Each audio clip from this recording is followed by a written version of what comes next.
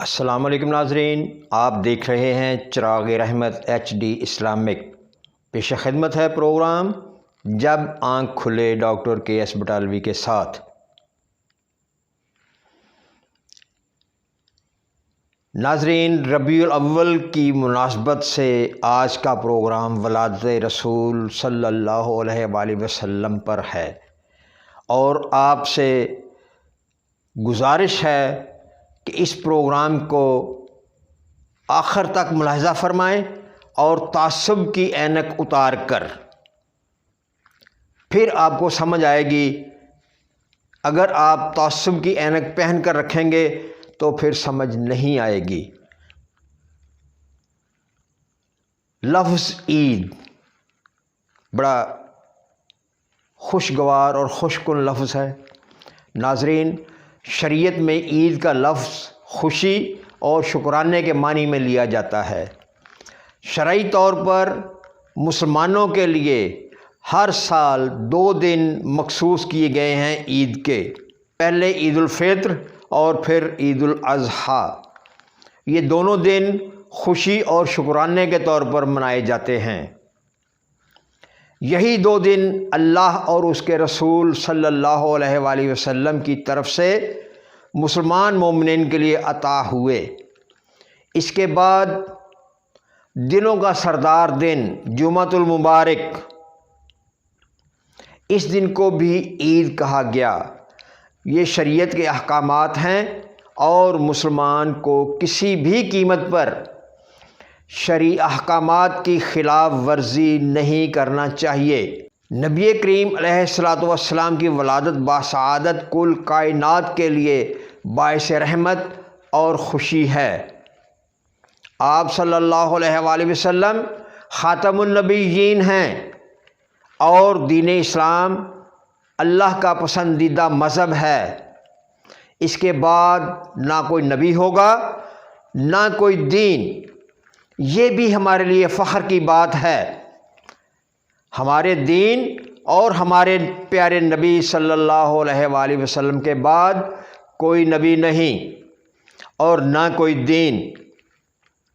اللہ تبارک و تعالیٰ نے قرآن میں فرما دیا، الیوم اکملت لکم دینکم واتممت علیکم نعمتی ورضیت لکم الاسلام دینا۔ آج کے دن میں نے تمہارا دین تمہارے لیے مکمل کر دیا اور تم پر اپنی نعمت پوری کر دی، اور تمہارے لیے بحیثیت دین اسلام کو پسند کیا۔ یہ اللہ تبارک و تعالیٰ کا فرمان ہے، سورہ مائدہ آیت نمبر 3۔ اس آیت کے بعد کسی چونکہ چنانچہ اگر مگر کی کوئی گنجائش نہیں۔ اسی طرح نبی کریم علیہ الصلوۃ والسلام نے خطبہ حجۃ الوداع میں فرمایا، آج تمہارا دین تمہارے لیے مکمل ہوا، اور ہو سکتا ہے آئندہ حج پر ملاقات نہ ہو۔ میں آپ لوگوں میں 2 چیزیں چھوڑے جا رہا ہوں، جب تک ان کو مضبوطی سے تھامے رکھو گے گمراہ نہیں ہوگے۔ یعنی قرآن اور میری سنت یعنی حدیث، اور جو لوگ یہاں موجود ہیں ان کی ذمہ داری ہے وہ میری اس بات کو بعد میں آنے والوں تک پہنچا دیں۔ اس بات سے ثابت ہوا ہم سب پر فرض ہے ہم اپنی اپنی حد میں رہتے ہوئے اپنی اپنی حد تک اپنی اپنی پہنچ تک دین کی تبلیغ کریں۔ ذریعہ تبلیغ کوئی بھی ہو، اللہ اور اس کے رسول کا پیغام دنیا کے کونے کونے تک پہنچانا ہمارا فرض ہے۔ اس وقت دین اسلام رائج ہے۔ خاتم النبیین کی آخری نبوت، آپ خاتم النبیین ہیں اور آپ کی آخری کتاب قرآن مجید ہے۔ اس وقت پوری دنیا میں صرف اور صرف دین اسلام کی تبلیغ ہو سکتی ہے۔ قرآن کی نشر و اشاعت ہو سکتی ہے، قرآن کی بڑھوتری کے لیے، دین اسلام کے پھیلاؤ کے لیے پوری دنیا میں تبلیغ کی جانی چاہیے، کی جا سکتی ہے، کسی اور دین کی نہیں، کیونکہ آخری دین، آخری نبی، آخری کتاب جب دنیا میں موجود ہے تو کسی اور دین کی، کسی اور کتاب کی، کسی اور نبی کی تبلیغ شرعی طور پر جائز نہیں۔ اللہ اور اس کے رسول کا پیغام پوری دنیا کے کونے کونے تک پہنچانا ہمارا فرض ہے۔ نبی کریم علیہ الصلوۃ والسلام کی ولادت باسعادت مورخین نے مختلف تواریخ دی ہیں، 5 ربیع الاول، 7 ربیع الاول، 9 ربیع الاول، اور کچھ نے 12 بھی کہا ہے، اور وصال 12 ربیع الاول جو کہ درست ہے۔ آپ کی ولادت باسعادت ہوئی تو آپ بھی ایک عام بچہ ہی کی مانند تھے، ولادت کے ساتھ ہی آپ کے معجزات ظہور پذیر ہونا شروع ہو چکے تھے۔ نبوت کا اعلان ہونے تک آپ مکہ میں صادق و امین مشہور ہو چکے تھے، یہ بھی آپ کا معجزہ تھا، اور تمام مورخین، تاریخ دان، بڑے بڑے جو لیڈر، بڑے بڑے علماء کرام، عیسائیوں کے اور یہودیوں کے، وہ سب متوجہ ہو چکے تھے کہ یہ وہی بچہ ہے جو آخری نبی ہیں، جن کا ذکر تورات و زبور و دیگر آسمانی کتب میں موجود ہے۔ وہ عیسائی پادری، وہ عیسائی راہب، ان کو یہ بات معلوم ہو چکی تھی، اس لیے آپ کے مشہور ہونے میں یہ بڑا معجزہ ہے۔ آپ مکہ میں نبوت کے اعلان سے پہلے ہی صادق اور امین تھے، مشہور تھے، کفار بھی آپ پر یقین رکھتے تھے۔ آپ نے مکہ میں 13 سال گزارے اور مدینہ میں 10 سال۔ آپ کی پہلی شادی مکہ کی مشہور ترین، امیر ترین تاجر خاتون خدیجۃ الکبریٰ سے ہوئی، جو امہات المومنین میں پہلے نمبر پر ہیں۔ خدیجۃ الکبریٰ رضی اللہ تعالی عنہ ہماری ماں ہیں، مسلمانوں کی ماں ہیں، ہمیں فخر ہے، وہ ہماری ماں ہیں، اور وہ اس وقت مکہ کی امیر ترین خاتون تھیں۔ یہ بات ذہن نشین کر لیں، آپ نبی بھی تھے اور آپ امیر المومنین یعنی حاکم بھی تھے۔ یاد رکھیں، نبوت کے 23 سال بعد آپ کا وصال ہوا۔ آپ کے وصال کے بعد پہلے خلیفات المسلمین حضرت ابوبکر صدیق تھے، جو اپنے دور کے امیر ترین شخص تھے۔ آپ کے بعد حضرت عمر فاروق رضی اللہ تعالی عنہ خلیفۃ المسلمین منتخب ہوئے، بہترین قانون دان اور حکمران تھے۔ آپ کے بعد حضرت عثمان غنی رضی اللہ تعالی عنہ خلیفہ منتخب ہوئے۔ آپ اپنے دور کے امیر ترین لوگوں میں شمار ہوتے تھے۔ آپ کی امارت، آپ کی سخاوت تاریخ اسلام بھری پڑی ہے۔ آپ نے کنواں خرید کے دیا، اور آپ نے جہاد کے لیے بہت سے مواقع پہ آپ نے نبی کریم صلی اللہ علیہ وسلم کے ساتھ بھرپور تعاون کیا، جس پر آپ کو اللہ کے نبی نے دنیا میں ہی جنتی ہونے کا خطاب دیا۔ آپ کے بعد حضرت علی رضی اللہ تعالیٰ عنہ خلیفۃ المسلمین بنے۔ آپ دور کے نامور لوگوں میں سے تھے۔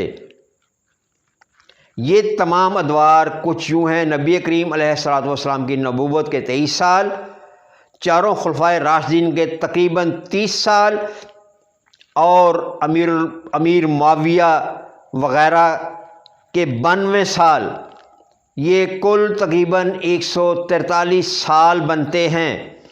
چاروں خلفائے راشدین کا دور انتہائی سنہرا دور تھا۔ اسلام تیزی سے پھیل رہا تھا، عرب کے بیشتر علاقے فتح ہو چکے تھے۔ جو مسلمان نہیں ہوئے تھے وہ جزیرات العرب سے نکل گئے، اور جو موجود تھے وہ خراج یا جزیہ دیتے تھے۔ یہ ساری تفصیلات بتانے کا مقصد یہ ہے کہ یہ سب لوگ غریب نہیں تھے، بھرپور امیر تھے، بھرپور تاجر تھے، بھرپور دولت تھی ان کے پاس، لیکن بڑے سخی تھے، انتہا درجے کے سخی تھے۔ ان کا یہ عقیدہ تھا، کیونکہ نبی کریم علیہ الصلوۃ والسلام نے ان کو یہی تربیت دی تھی کہ جو دولت آئے وہ غریبوں میں تقسیم کر دو۔ یہ تقسیم کر کے فخر اور خوشی محسوس کرتے تھے، دولت جمع نہیں کرتے تھے، رکھتے نہیں تھے۔ تو کیا یہ اپنے نبی کا ولادت نہیں منا سکتے تھے؟ منا سکتے تھے، مگر کیوں نہ منایا؟ جو شریعت کا حکم نہیں ہے وہ انہوں نے نہیں کیا۔ دو عیدیں شرعی طور پر ہیں، ان کو مناتے تھے۔ آج جو عید کے نام پر 12 ربیع الاول منایا جاتا ہے، کبھی یہ 12 وفات کے طور پر منایا جاتا تھا، مگر افسوس دین کے دشمنوں نے 12 وفات کو مزید غیر شرعی بنانے اور مسلمانوں کو گمراہ کرنے کے لیے، اسلام میں نئی بدعت کو پروان چڑھانے کے لیے 12 وفات کو عید میلاد النبی کا نام دے کر عروج دیا۔